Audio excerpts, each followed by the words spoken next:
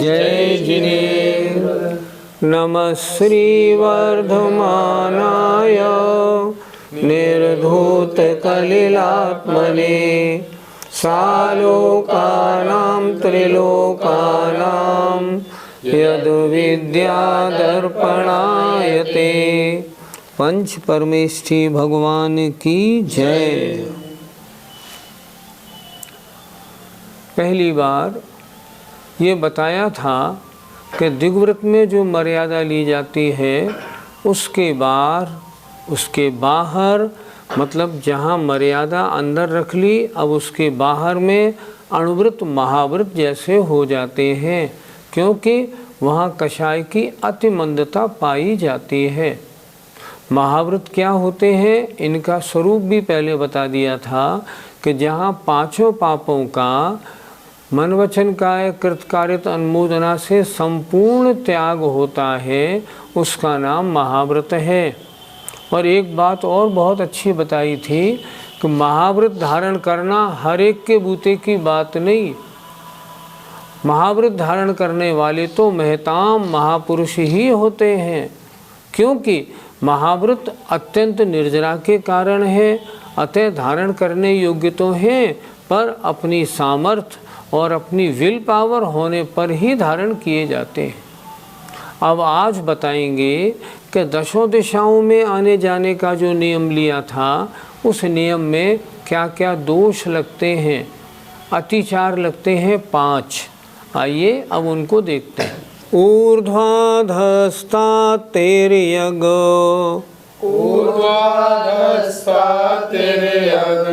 व्यतिपातः क्षेत्रवृद्धिरवधीनां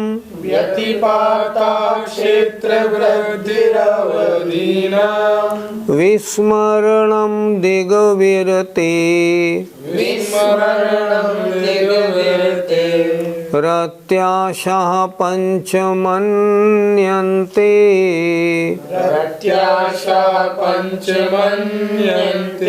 बोलिए। ऊर्ध्वाधस्ता तिर्यग् व्यतिपाता क्षेत्रवृद्धिरवधीनां विस्मरणं दिग्विरते रत्याशाः पंचमन्यन्ते। दिग्व्रत की मर्यादा दसों दिशाओं में ली जाती है, ऊपर और नीचे और तिरछे में 4 दिशा और 4 विदिशा, 10 दिशाओं में। अब इसमें दोष कब लगेगा, जब ऊर्ध्व ऊपर की मर्यादा में दोष लगे, अर्थात ऊपर की मर्यादा क्रॉस हो जाए। दूसरा, अधो नीचे की मर्यादा से ज़्यादा जाए तब। और तिर्यक माने तिरछा, तिरछा माने भूमि पर, अर्थात ऊपर नीचे, और तिर्यक माने तिरछे माने भूमि पर ली हुई मर्यादा का व्यतिपातः उल्लंघन हो जाना। ली थी मर्यादा कुछ, उसको क्रॉस कर जाना।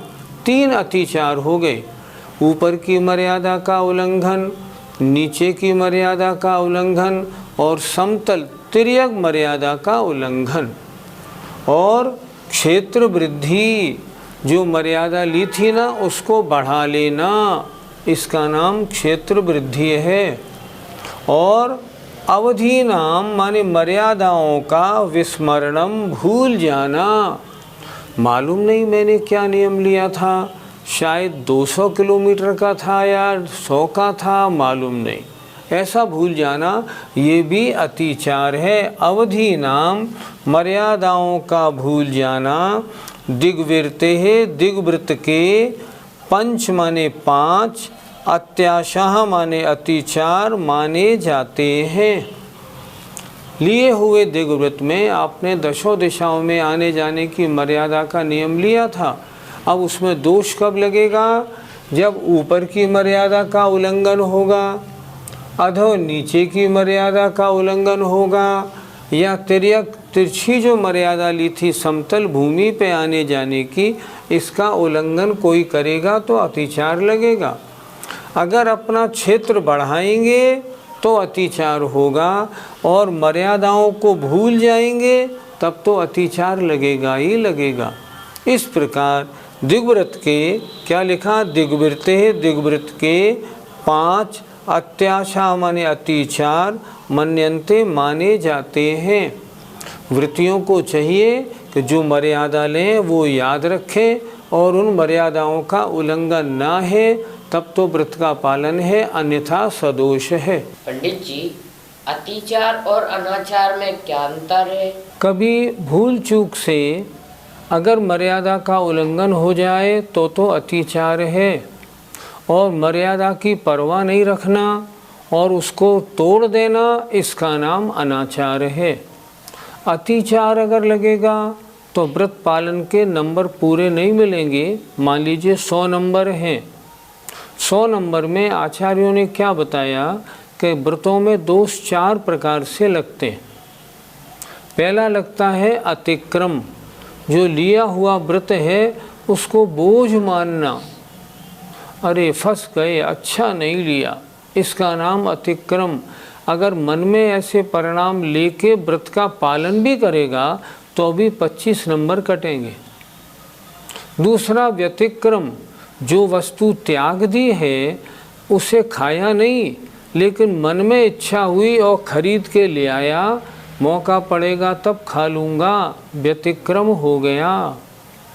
और अतिचार, कभी बहुत मन नहीं माना और खा भी लिया और बाद में अपनी गलती महसूस की और अपने व्रत का स्मरण किया, इसका नाम अतिचार। अतिचार में व्रत का डर रहता है, व्रत की मर्यादा को रखता हुआ दोष हो जाए तो अतिचार है। और व्रत की परवाह नहीं रखना, लिया होगा नियम, हमसे नहीं चलता। जब नियम लिया था, जब जमाना और था, अब तो जमाना बदल गया। जैसे किसी ने 5 लाख रुपए की मर्यादा ले ली, अब 5 लाख की मर्यादा में अब तो रुपए की वैल्यू नहीं रही, अब 5 लाख में क्या होगा, अब तो हम बढ़ा के 50 लाख कर लेते हैं, नहीं चलेगा। उसी तरह पहले की बात अलग थी, ये पहले के नियम थे, अब नहीं। अगर मर्यादा को पूरा छोड़ दे तो अनाचार का दोष लगता है। इस तरह अतिचार उसमें व्रत का आंशिक भंग है और अनाचार में व्रत का संपूर्णतया भंग होता है। पंडित जी, अभी आपने एक अतिचार बताया, क्षेत्र वृद्धि। तो यदि क्षेत्र में वृद्धि हो जाएगी तो व्रत तो भंग हो जाएगा, फिर उसमें अतिचार कैसा क्या? आपका कहना बिल्कुल ठीक है, लेकिन क्षेत्र वृद्धि को समझे थोड़ा। क्षेत्र वृद्धि का मतलब, मान लो हमने पूरब में 500 किलोमीटर जाने का नियम लिया और पश्चिम में 600 का जाने का नियम लिया। अब मान लो हमारा व्यापार पूरब से तो कम होने लगा और पश्चिम में बढ़ने लगा। अब हम क्या कर लें कि पूरब में तो 500 का घटा के 300 कर लें और पश्चिम में 200 किलोमीटर मर्यादा बढ़ा लें, तब क्या होगा? दोष लगेगा। यद्यपि आपने अपने व्रत का ध्यान रखते हुए एक तरफ 200 घटा के एक तरफ 200 बढ़ाया है, फिर भी आपने बढ़ाया घटाया क्यों? इसलिए आपको दोष लगेगा। करना क्या चाहिए था? व्यापार मेरा कहीं भी घटे कहीं भी बढ़े, मेरी तो जो मर्यादा है मैं उस मर्यादा का उल्लंघन नहीं करूँगा। लेकिन एक तरफ घटा के एक तरफ बढ़ाया है तो अतिचार है। अगर बढ़ा लेते दोनों तरफ तो क्या होता? अनाचार, व्रत भंग हो जाता। पंडित जी, मर्यादा को भूलना अतिचार क्यों माना है? आप जब मर्यादा को ही भूल गए तब फिर अतिचार तो लगेगा ही लगेगा। आपको यही होश नहीं रहा, यही ध्यान नहीं रहा कि मैंने 500 किलोमीटर का नियम लिया था ऊपर इतने फुट का लिया था तो इतने फुट का नीचे लिया था, मान लो, फिर क्या पालन करोगे? और शक में अगर पालन करोगे, मान लो आपने पहले सोचा शायद मैंने 400 का नियम लिया था, अब कभी 500 की नियत आ गई, हो सकता है शायद 500 का नियम लिया था, तो अतिचार तो लगेगा ही लगेगा। करना क्या चाहिए कायदे से? हम लोग थोड़ा गलती करते हैं, हम सभी लोग गलती करते हैं। आप भी ज़रा ध्यान से, आप सब लोग भी सुने। जब भी किन्हीं महाराज से कोई नियम आप लें, तुरंत घर पे एक नियम की डायरी बनाएं और उसमें नोट करें। मान लो किन्हीं मुनि महाराज को आप आहार देने लगे, उन्होंने पूछा पूजा करते हो कि नहीं? महाराज नहीं करता। पूजा करने का नियम लो तब आहार लूँगा। आपने कहा ठीक है महाराज, मैं 1 महीने में 4 दिन पूजा ज़रूर करूँगा। महाराज बोले चलो ठीक, जोड़ो तो सही। लेकिन अब आपको क्या चाहिए? आपको वो 4 दिन लिखने पड़ेंगे। पहले तो अपनी डायरी में लिखना पड़ेगा कि मैंने आज से प्रतिमाह 1 महीने में 4 दिन पूजा का नियम लिया है। और फिर आपको डायरी में लिखना पड़ेगा इन तारीखों को मैंने पूजा की, अन्यथा मालूम नहीं कितने दिन हो गए, 2 हुए कि 3 हुए कि 4 हुए, व्रतों का पालन नहीं हो पाएगा। इसलिए जब भी किसी के द्वारा भी नियम लें, कोई विधान हुआ, विधानकर्ता प्रतिष्ठाचार्य ने नियम दिलाया, घर आए फ़ौरन डायरी में नोट किया, आज दिनांक इतने इतने को इस अवसर पर मैंने ये नियम इतने दिन के लिए लिया है, तब उस व्रत का पालन हो पाएगा।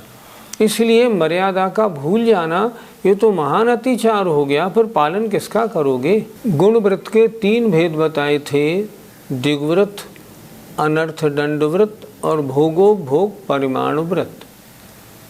अभी तक हमने दिग्व्रत की पूरी चर्चा सुन ली, ये भी सुन लिया कि मर्यादा के बाहर दिग्व्रत महाव्रत जैसे हो जाते हैं। अब दूसरा गुणव्रत आया, अनर्थ दंड व्रत। अब उसकी परिभाषा आचार्य अगले श्लोक में बोलते हैं, आइए देखते हैं। अभ्यंतरम दिग्वधे, अभ्यंतरम दिग्वधे, रपार्थिकेभ्यः सपापयोगेभ्यः, रपार्थिकेभ्यः सपापयोगेभ्यः, वीरमणमनर्थदण्ड, वीरमणमनर्थदण्ड, व्रतं विदुर्व्रतधराग्रण्यः, व्रतं विदुर्व्रतधराग्रण्यः। बोलिए, अव्यंतरम दिग्वधे, रपार्थिकेभ्यः सपापयोगेभ्यः, वीरमणमनर्थदण्ड, वेदं विदुर्व्रतधराग्रण्यः। एक एक शब्द का अर्थ देखिए। अभ्यंतरम माने भीतर, किसके भीतर? दिग्वधे, दिग्व्रत की मर्यादा के भीतर। दिग्व्रत में अवधि माने जो मर्यादा की थी उसके अंदर। अपार्थिकेभ्यः मतलब जिसमें अपना कोई प्रयोजन नहीं है, व्यर्थ में ही, निष्प्रयोजन, बिना मतलब के। और स माने सहित, पाप योगेभ्य पाप योगों से सहित होते हुए। अर्थात मर्यादा कौन सी? जो दिग्व्रत की है, उसके अंदर में जिन कार्यों में अपना कोई प्रयोजन नहीं है, और पाप योगेभ्य मन वचन काय से जहाँ पाप हो रहा हो उससे विरमणम अर्थात दूर होना, उसका त्याग करना अनर्थ दंड व्रत है। इसे कौन कहता है, किसने बताया है? व्रत धारण करने में जो अग्रणी है, अर्थात व्रतों को धारण करने में जो मुख्य हैं वे, अर्थात गणधर देव, आचार्यों ने, महान मुनिराजों ने, सर्वज्ञ देव ने उसको कहा है ये अनर्थ दंड व्रत है। पंडित जी, अनर्थ दंड शब्द का अर्थ क्या होता है? संधि विच्छेद करो। अन अर्थ और दंड। अन अर्थ बिना मतलब के दंड माने पनिशमेंट हो जाए, अपना मतलब तो कोई न बने और फिर भी जुर्माना लग जाए, पाप हो जाए, उन्हें कहते हैं अनर्थ दंड। जैसे आप सोच रहे हैं ना किसी का नुकसान हो जाए, क्या आपके सोचने से नुकसान हो जाएगा? नहीं होगा। आपके सोचने से नुकसान हुआ? वो भी नहीं हुआ। आपने सोचा, पाप लगा। हम ऐसा क्यों सोचें? तो अनर्थ दंड माने बिना मतलब के जहाँ दंड लग जाए उसका नाम अनर्थ दंड है, और उसको छोड़ना अनर्थ दंड व्रत कहलाता है। पंडित जी, हम कौन कौन से अनर्थ दंड करते हैं? आजकल सबसे ज़्यादा अनर्थ दंड वाला कार्य हो गया टीवी का देखना, सिनेमाओं का देखना, सबसे बड़ा अनर्थ दंड हो गया। हम तो देखते हैं जिनकी दृष्टि में धर्म नहीं है वो निरंतर सीरियल, समाचार वगैरह देखते रहते हैं, और उनको देखते समय अपना मन उनमें उलझा रहता है। इसका बुरा हो जाए, मान लो चुनाव चल रहे हैं, चुनाव में सामने चुनाव का रिजल्ट आ रहा है, इसकी सीटें घट रही हैं, इसकी सीटें बढ़ रही हैं। आप सोचते हैं इसकी बढ़ जाए तो बड़ा अच्छा हो, अरे ये कैसे जीत गया, ये हार जाए तो अच्छा है। अनर्थ दंड तो हुआ। आपके सोचने से कुछ नहीं हो रहा, फिर भी आप सोच रहे हैं तो पाप बंद हो रहा है। हम बहुत से ऐसे काम करते हैं जो व्यर्थ के कार्य हैं, वे अनर्थ दंड कहलाते हैं। मंदिर में गए, मंदिर में जाके घर गृहस्थी की चर्चा करने लगे, किसी के पास गए, क्यों भैया तुम्हारा बेटा अब तबीयत तो ठीक है, ये काम मंदिर का नहीं, ये मंदिर के बाहर का है, मंदिर में आपने क्यों किया? ये अनर्थ दंड कहलाते हैं। और ऐसे हम लोग दिन भर करते रहते हैं। हम देखते हैं हमारे घर में, हमारे परिवारों में, सब जगह बहुत से लोग तो ऐसे हैं जो अखबारों में घंटों घंटों लगाते हैं। अखबारों में घंटे घंटे क्यों लगाने? और उनसे अगर बात करो, भैया स्वाध्याय क्यों नहीं करते हो? साहब मेरे पास समय नहीं है। अच्छा, अखबार तो 4-4 मंगाते हो, 4-4 अखबारों को घोंटते हो, उनके लिए तो समय है। और स्वाध्याय की बात करें, शास्त्र पढ़ने की बात करें तो समय नहीं। ये अनर्थ दंड हैं, बिना मतलब के इनमें हमारे पाप का बंध होता है। पंडित जी, दिग्व्रत की मर्यादा में ही अनर्थ दंड क्यों माना?